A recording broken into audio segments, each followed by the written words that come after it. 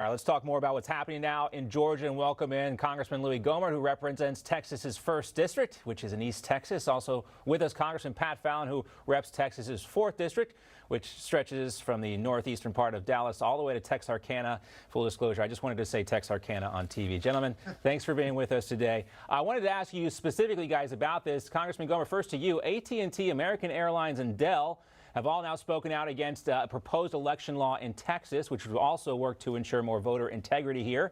There seems to be a chilling effect based on what's happened in Georgia with this Major League Baseball All-Star game. What will Texas do? Well, the fact that they're upset that you have to now have a voter ID, a driver's license, free state ID in order to get an absentee ballot. Whether it's Dell and especially American Delta Airlines, they require government-issued photo IDs. And so either, as I said on Newsmax last week, they're either racist to the max or the voting law is not a problem. And obviously, it's not a problem. It's securing the voter boxes. As you pointed out, the president has lied about so much of both the Georgia law and now there are lies being told about Texas law. These are legitimate good laws that needed to be put in place.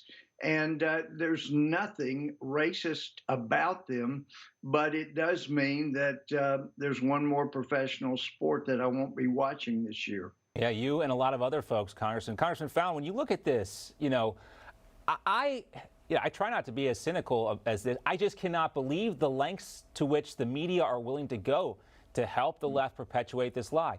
You and I both know, Congressman Gohmert knows this as well, there are actually drop boxes in part of this law. They were not part of the law before 2020. They actually expand the number of days of voting in Georgia all the way up to 17. It's 9 in the state of New York. This law provides more voter accessibility than both New York and New Jersey's current election laws do right now. So, Congressman Fallon, how can they continue to perpetuate this lie? John, how dare you speak the truth? My goodness. Yeah, I'm going to be canceled too, right? Listen, this doesn't make these new laws, the laws passed in Georgia and the ones being proposed in Texas and many other states, it doesn't make it harder to vote. It makes it harder to cheat. And what we're seeing by these corporations, it reminds me of the Churchill quote about hoping that the alligator will eat you last. I mean, AOC and the progressive left are coming after those corporations as well. And we're the ones standing in the way, and they're stabbing us in the back, quite frankly. And that's the American people and the patriots and folks that believe in free market and election integrity. Yeah. Delta and American, as Louie Gohmert just pointed out, require a photo ID. This is simply an example of woke fascism, and we cannot let it stand. The truth is on our side. I mean, when Texas I was in the Texas legislature right before I entered in 2011, they passed a voter ID law. And then the left's argument was this is going to suppress the turnout. In fact, the exact opposite occurred. And voter turnout from 2012 to 2020 in Texas increased by 42%. Yeah. The thing is, too, that, we have to continue to tell people, which seems ridiculous, but this law affects every single county in Georgia, the entire state. It's not just for certain parts of the state where minorities vote. This is the same law that applies to everyone. Again, that has to be said. Some people are missing the forest for the trees here.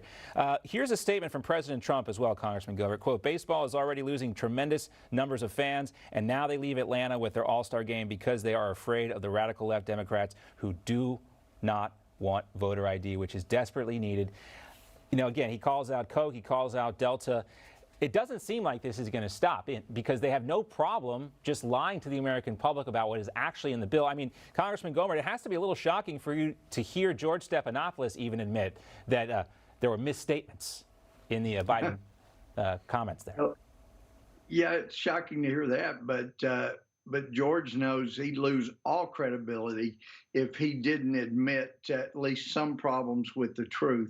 And, you think about these sports, I mean, they're cutting off their nose to spite their face because you look at the people that have been the biggest stalwart fans of Major League Baseball, and they are just destroying their fan base. Right. So if that's where they want to go, that's where we'll go. But it is very unfortunate. And like Pat pointed out, these corporations had the woke fascists coming after them for some time. We've been standing in the way, and now they're trying to destroy their only defense. Right. But I'd like to see somebody get in to talk to Michael Dell in his headquarters without a photo ID of who they are.